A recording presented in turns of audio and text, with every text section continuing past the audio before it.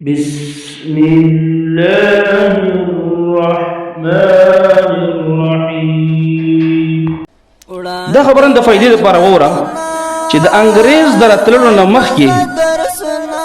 د غشنسترګو دراتلو نه مخکې عزتمندو په هندستان کې چې د مسلمانانو بادشاہي و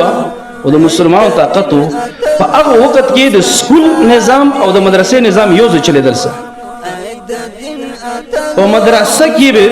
سکول انجینیر او درنګي میډیکل طب د ارڅ خودل کېدل په مدرسه کې او درنګي دینی تعلیم وسره هم خودل کېدل او دا موږ سره یو غټ فراډ وشول غټه دوکه وشوله خرشي خلکو هغه دغه